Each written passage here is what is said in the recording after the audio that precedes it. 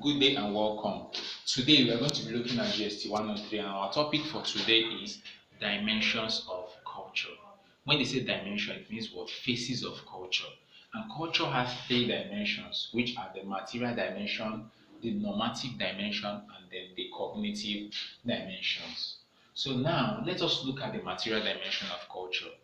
Now, the material dimension of culture constitutes what?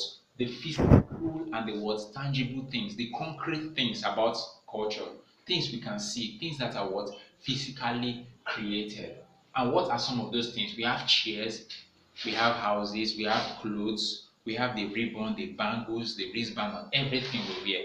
All these things constitute what? The material dimension of culture. And there is one thing you must note that what? The use of this, let's assume the use of the beads or the clothes in one society, it differs from what? One society to another. The second aspect of culture, the second dimension is known as the normative dimension. What is the normative dimension of culture? This aspect refers to what? The ideas about what is normal behavior. What is the normal behavior? How are people supposed to behave normally? Or how are people expected to behave? Or things that are expected of members of a particular society. So this normative dimension of culture looks at what? Things to do and things not to what? To do. So now, having known that the normative dimension of culture deals with what? What is normal? Ideas that are normal, things expected of us as members of the society. I think it is pertinent for us to know what the aspects or what constitutes the normative dimension of culture. And we have three things that constitute the normative dimension of culture, which are norms, values, and sanctions. Now, let's talk about the first one, norms. What are norms? Norms refers to what? Principles which people are expected to observe. Principles which people are expected to observe. What are principles? When you talk of principle just means what? Rules which people are meant to observe. Now, let us look at some of those norms people are expected to observe in the morning. When you wake up in the morning, what are you supposed to do to your elders? You greet. Most times you wake up, you brush your tooth. You understand? Now, all these things which are positive, which you are just meant to observe, are known as what? Norms. Now, norms have three types, which are folkways, mores, and laws. What are folkways? Folkways are norms that specify what is socially correct and proper in the society.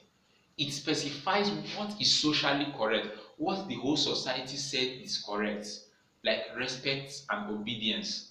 Obedience to your parents, respect, attending school, going to school on time. All those things that are correct are known as what? Folkways. And these are what? Norms that specify only what is socially correct and proper. The second type of norm is what? Mores, or what we call mores. What are mores? Mores are norms that define what is morally right and wrong. Things that are right and things that are wrong. Mores ensures that what these things are being what defined, these things are being spelled out. Now, sleeping with one's mother, is it correct in the society? You out there, I'm asking you, no. Insult to elders, is it correct? No. Killing of someone, is it right? No. And now, one funny thing about these laws are that what? People who administer this law, or people can judge based on what their own sentiment. Let's assume someone steals in one society. Some people may decide to beat that person, others will decide to cut his hand, others will decide to hand him over to the police. Why is it so? Because what? Such things are not what? Written down. This leads us to the third aspect of norms, which are called laws. What are laws? Laws are norms that are what? Formally defined. It is written down formally.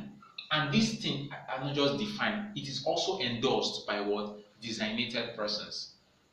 Designated persons like the president, the judges of the Federal High Court, members of the Legislative Council. These people endorse what? Laws.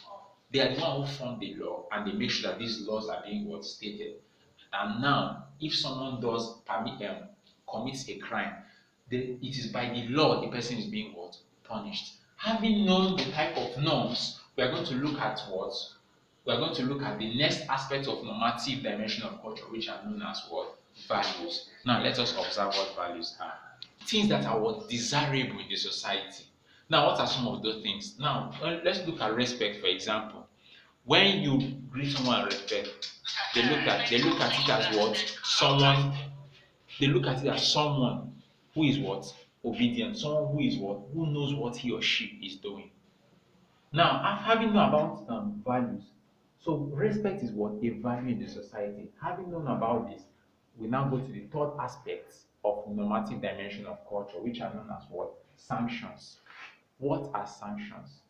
Sanctions are rewards and what? Punishments. Rewards and punishments used to encourage socially acceptable and unacceptable behaviors.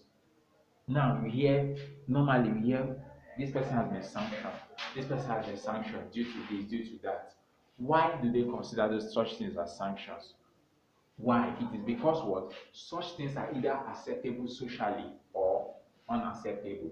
And these behaviors are being what? Rewarded, or being what? The persons who perform socially acceptable behavior are being what? Rewarded. And those who goes against it are being what? Punished. So that is why they call it sanction. The last aspect of culture